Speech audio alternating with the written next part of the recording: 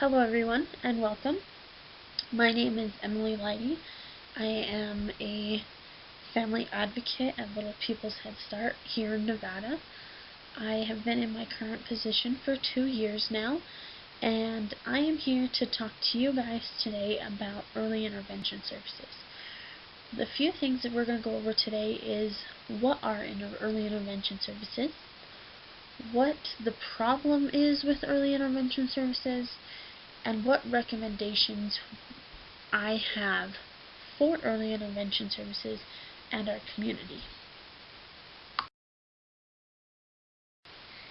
Here is a quote that I love to look at on a regular basis, and it reminds me of children, parents, and education. So I'm going to read it to you. When you think about it, after unconditional love and attention, there may be nothing more powerful a parent can give a child than education. What does that mean to you? What do you interpret it as? To me, this is telling me that parents are the first educators in a child's life, and I agree 100%. Parents are there to teach the child how to eat, teach the child how to sit up, to crawl, to walk, to pick items up. They are there every step of the way for that child. So this really hits home to me because we are there for them. We are the first person they see. We are the first person that teaches them things.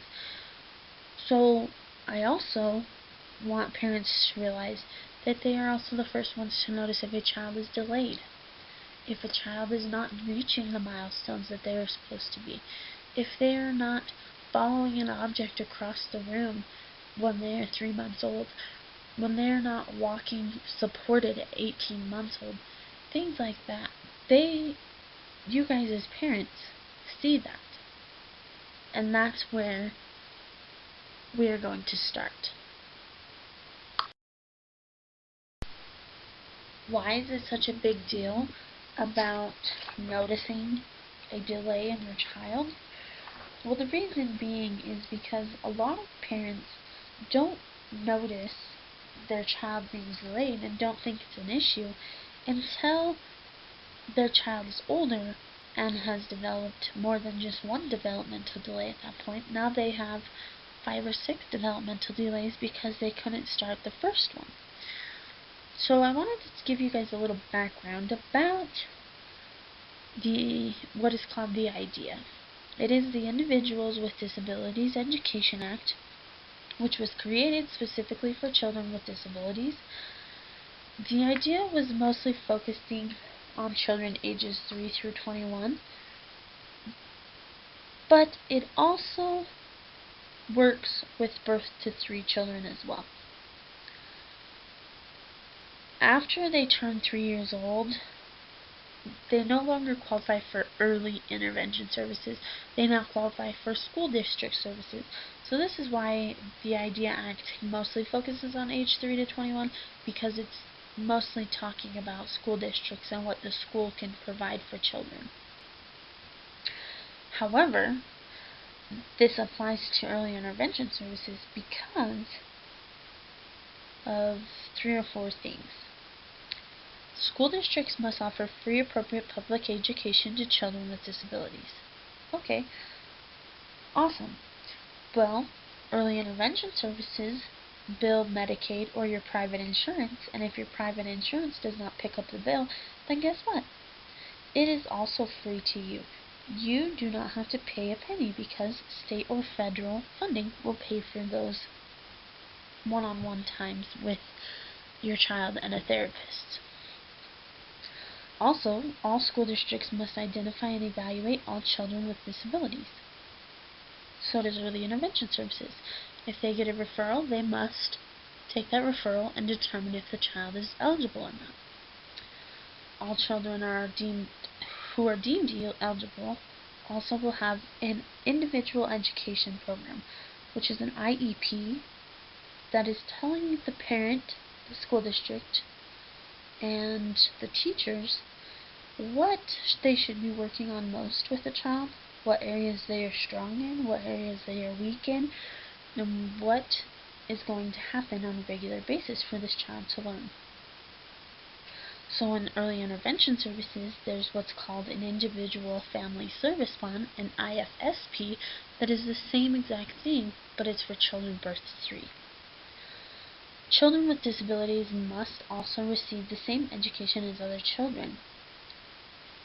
So that's the same with both the school district and early intervention services. We want to make sure that they're in a classroom setting with other children learning the same things. So that's why I'm saying that the IDEA Act is not necessarily just for children 3 to 21, but it's also for children birth to 3. When I'm talking about all of these things and family members and services, we also have to think about the safeguards that have to be in place in case there are issues that come up. We want to make sure that if there are complaints, they can be filed appropriately. If there needs to be mediation for the families, there's areas for that to occur. We also want to make sure that schools work with the families to make sure that they know what is going on with the child during their one-on-one time with the therapy sessions or with the specialists. So they're calling the families, telling them, hey, your child did this today, they did absolutely great, or they're doing a weekly thing, or maybe even a monthly call, telling them what's going on. So that is kind of where the IDEA Act falls within early intervention services. And now that I've talked to you guys a little bit about early intervention services, you're probably wondering, what are you talking about? Well, early intervention services are a support and service designed to help families and children that need help with reaching the child's chronological age milestones, those milestones we were talking about earlier. The services are only eligible to children birth to 3 of age who experience developmental delays or are diagnosed with a physical or mental condition. So now that we've talked about, where exactly this Disabilities Act has come from, and now we've talked about what early intervention services are, now we can go into what are these developmental delay areas that early intervention services look at. The developmental delays consist of 5 different areas. The 5 areas are cognitive development, which includes how children are learning and how they are understanding things. There's physical development, which is more of a motor movements, vision, and hearing capabilities. There's communication development, how well the child is talking for their age. Are they just saying open vowel sounds at age 3, or are they actually having sentence structure? There's social and emotional development, how the child expresses their emotions and relationships to others. And then there's adaptive development, not being able to adapt to their parents or create relationships with people in general. The biggest question that is asked is, what necessarily are the requirements for receiving services for your child? So in order to qualify for services, a child must have a delay of 50% of one of those areas we just talked about. Or they can have a combination of 2 areas, but a minimum of 25% delay in each area. A child also may qualify if they have a diagnosed physical or mental condition that will result in a developmental delay so they can receive services. The next process is actually the timeline to be able to receive services through early intervention.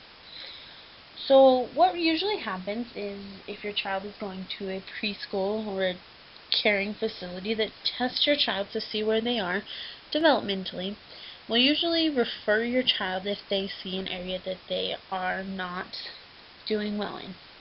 So they take the referral and turn it into early intervention. Early intervention will contact you and ask if there's any time that they can come and do an intake or evaluation of the child to see if they qualify for services. From that time that they are handed the referral to the time that they do the intake or evaluation of the child must be within 45 days of that initial taking the paper from the school or whoever referred you. After eligibility is determined, then the child either receives services or they do not qualify for services. If the child qualifies for services, from that initial referral date, they also have 45 days to get an individual family service plan created, which is an IFSP. Also, like the IEP we talked about earlier, the individualized education plan. These are both the same thing. One's for birth to 3 and one's 3 to whatever. So they have that time frame to develop that plan of how many times they're going to be seen, what they're going to be working on, what needs to be worked on the most, things like that. Once that IFSP is complete, then services are started immediately. They work on those things that they talk about in the IFSP and try to accomplish all of them in a reasonable amount of time. After you start receiving services, there are 2 different reviews that occur during the year that they're in that program. And I'm not saying a year like they're only there for a year. I'm just saying from the date of referral to a year later, they have to have 2 reviews. So one is a 6-month review to go over the IFSP and see if there needs to be any changes, see if they're progressing, or if they're not doing so well, they need to do some more individualizing and breaking down of subjects, things like that, so it changes. And then there's also another review at 1 year, tended to go over the same things. The only time that a child is discharged or taken out of the program for their services is if a child turns 3 or the family refuses services. If a child turns 3, though, the early intervention really likes to make sure that they're getting the continuity of care and receiving what they need to be. So they will actually call the school district and ask them to do an evaluation to see if they qualify under the school district to continue services for that child. That's most cases with children that turn 3. However, I have seen cases where the child turns 3 and they're doing 100% better with the early intervention services that have been completed, and they no longer need services, so they actually drop out from early intervention as well as the school district. So along with the last slide with the refusing services goes along with parent rights. Parent rights have a lot in detail, but we're only going to go over a few things like consent or refusing services, participation in the program, their natural environment, and disagreements. So first is giving consent or refusing services. In order for consent to be considered from early intervention, it needs to be a written document stating that they give the department consent for services to be started. If there is not a signed written consent stating this, then services will not be completed or even started until there is one. A parent also can refuse services at any time. So if they were to walk in the door and the parent says, "Nope, not today. I am not in the mood today. You guys need to leave," then those therapists or specialists will actually leave and reschedule. They can also refuse just one service and accept another one, depending on what they want their child to learn and what they do not. Excuse me. Participation in the program relies mostly on the family. The families know their children the best, and everything that the specialist gives the family is all voluntarily. It's their choice on whether or not they continue with the care and the directions that are given by the specialists, and if they prefer not to do A of A, B, and C, and D, then that is their choice. And the parents have the biggest decision on how much they want to participate in the program. The specialist and therapist will actually give the parents many things to work on throughout the month or time frame that they are not going to be seeing each other. And they will give those to you, and if you prefer not to do any of them, that is your choice. If you prefer to do 1 out of the 5, that's your choice as well. It's all your choice. This is up to you. They're not going to ask you about it. They're not going to make you do it. That is completely up to you. Along with the services, it should also be done in their natural environment.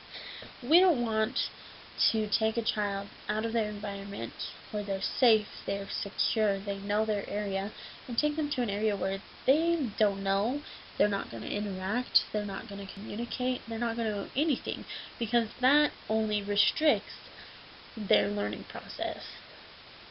So we want to make sure that their environment is safe, is natural, and they are ready for services from the specialists or therapists. If parents have any disagreements with the services provided, then they are to report it to a manager or even the Department of Human Resources to get the issue resolved. Any federally funded center cannot discriminate against children with disabilities by denying them services. We must evaluate and we must determine eligibility. Per the Disabilities Act of 1990, children with disabilities cannot be denied care unless doing so will cause undue financial burden on the center, which 99.9% of the cases aren't that way. So what is the big deal? We're all here and we're all wondering why. I mean, it seems like a great program. What's going on? Well, the problem that early intervention has is that it's a lot of things that come from parents. So we want to talk about milestones and following through and the frustration that parents get and the lack of community knowledge that is out there and the stigma that goes along with early intervention. We want to make sure all of those things aren't an issue anymore, but we have to identify them before we can start solving the problems. So when I say milestones, I'm talking about how children develop. A lot of parents say, alright, at 6 months old they should be crawling at that time, when in reality at 6 months old they should be rolling over, they should be babbling, and they should be trying to get things out of reach. But parents want either more of their child or they're not quite understanding where their child should be. So they should be below or above those standards that I just listed off. So what we want to do is we want to make the milestones more aware to parents. So how can we help this? Well, we want to help parents understand that milestones are something that we need parents and children to know. Otherwise, if they are not meeting these milestones, then they need early intervention to help them reach these milestones. But that's not the case. Parents say, they're doing fine, they'll learn eventually, but we want to start these children learning quick and when they're young rather than later and when it's too late. That is why early intervention is here, so that they can help these children receive the help that they need. So this actually goes along with families actually following through with their children's concerns. So there was a study done, and 40% of parents reported their children having one or more concerns for delay, but fewer than 5% reported their children actually in therapy or receiving early intervention services. So this really shows that parents aren't following through with their services. They may be referred to early intervention, but they're not actually saying, yes, we want to get the intake and evaluation done, and then we want to write an IFSP, and then we want to start services. Rather, they are saying, yeah, we could get a referral. They get the referral. They may do the intake or evaluation, may not, and then past then, they are not completing services. And so we want to make sure that parents who are getting referred are actually following through this process, because it is helping the child and it is helping the family overall. Yes, services take a long time to start up, but once things get going, they are not so bad. So the frustration that comes from parents is because of the time period that it takes from the intake process to that actual first day of service, which is 45 days that the services can be started and the therapists are able to see that child. Yes, it is very drawn out, but in the long run, it is helping.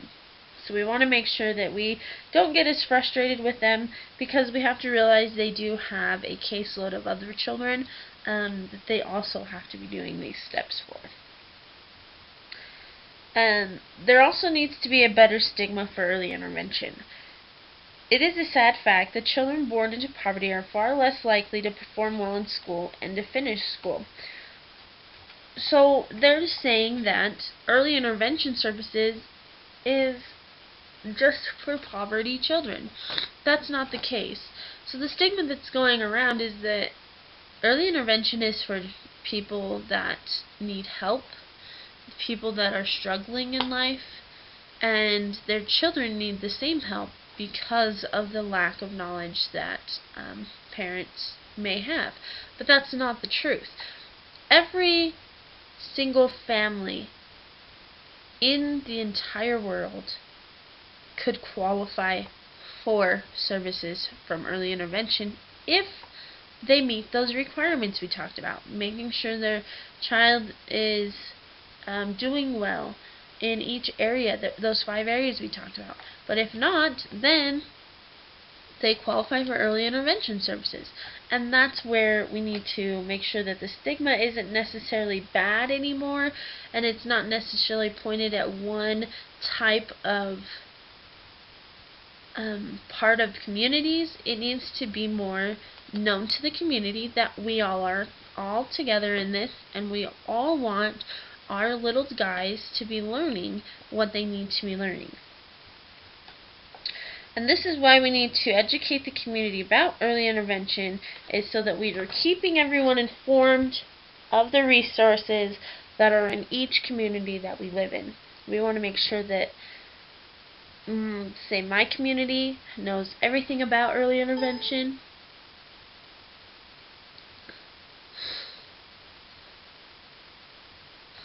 And we also want to make sure that we are doing what we can so that parents are informed of the milestones, they're following through with the services that they are referred to, and not getting so frustrated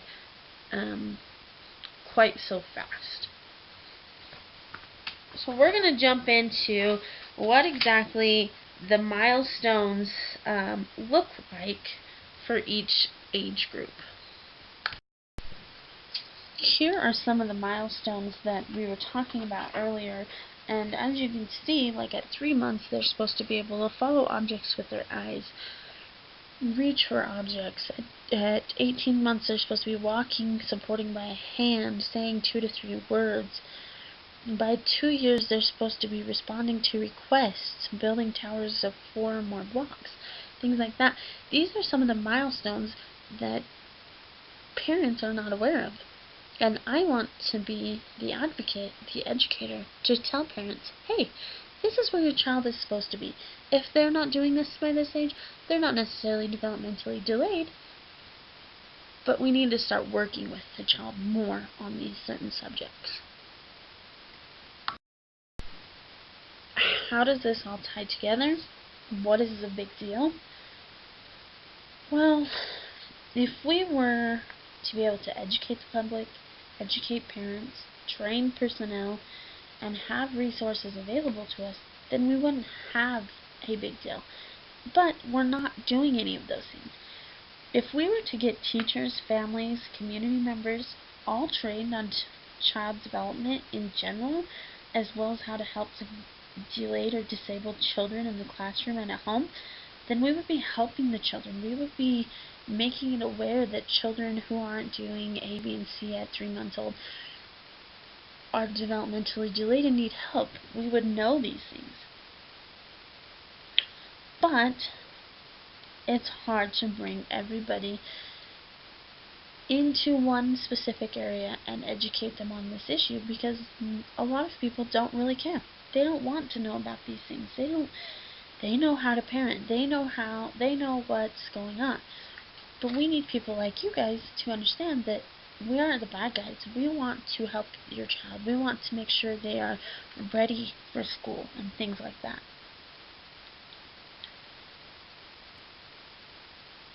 We would also be helping the children reach their milestones.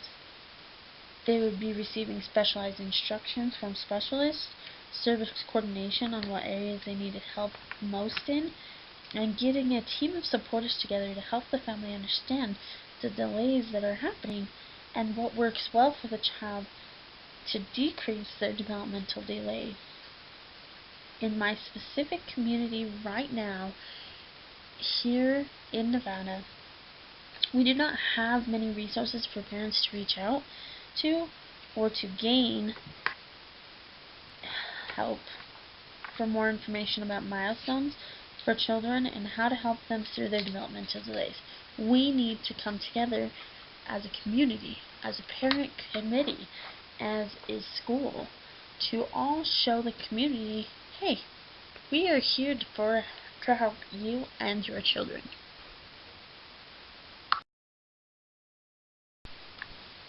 So you're asking yourself, what do you want me to do? Why are we talking about this?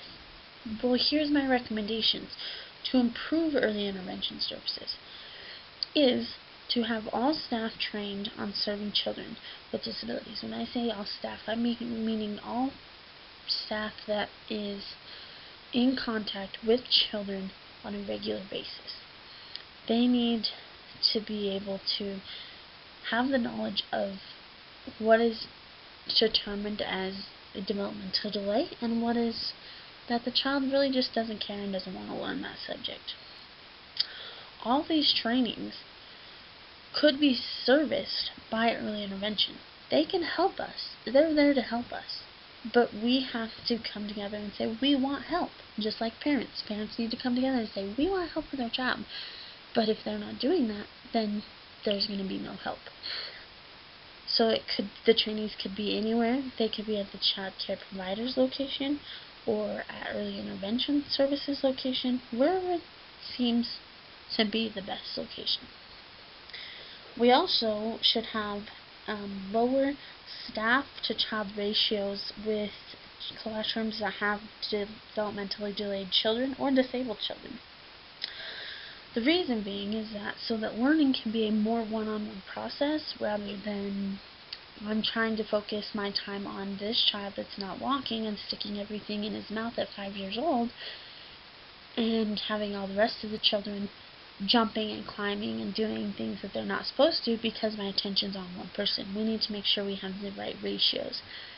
So some of the ratios that I found are not necessarily specific to one or specific to the whole country, but the ones that I found were, I believe it was in Colorado, but they include 5 to 1 for infants, so 1 adult to 5 infants, or 7 toddlers to 1 adult, and 10 preschoolers to 1 adult. That's a lot of kids, especially if you have a child that's disabled. So what are we going to do about it? That's where I want to make a recommendation of reducing the staff to child ratios when we do have children with disabilities. And we want to make sure that the community is aware of the resources that are offered to our children that are struggling with developmental delays. We want to make sure that we have community outreach. We want to make sure that the community knows about the resources, the services available, the programs available for child care to help with these things. We want to make sure that the community is aware of these things. Now that we've talked about, literally, where Disability Act came from, what early intervention services are, what the parents' rights are for you, what's wrong with the situation, what needs to happen, and what our recommendations are, we want to make sure we have a full look on the whole situation. So, requirements for children with developmental delays are not necessarily too strict, but we need to find alternatives for those children who do not qualify for services so that we can give them proper care. We also need to combine efforts from parents, specialists, teachers, community members to all come together to help all the children that are experiencing developmental delays or disabilities. This can all happen if trainings were offered to many different types of people that are in contact with children with delays on a regular basis, as well as making sure that the staff-to-child ratio is appropriate for when a classroom has a child that is delayed or has a disability. If we can all come together and give these families resources and have the community available to know all of these resources, then there are alternative routes for these children, and we would be helping everybody, not only parents, not only staff at child care facilities, but the community would know where to direct people. The community would be aware of what is available to parents, teachers, staff, child care facilities, things like that. So we all want to come together and promote early intervention services, make it known to the community that these guys want to help. They're there to help you guys. So I'd like to thank everybody for listening to early intervention services presentation about why it needs to be promoted and advocated for, and what you guys as parents can do to improve these services as well. Thank you so much.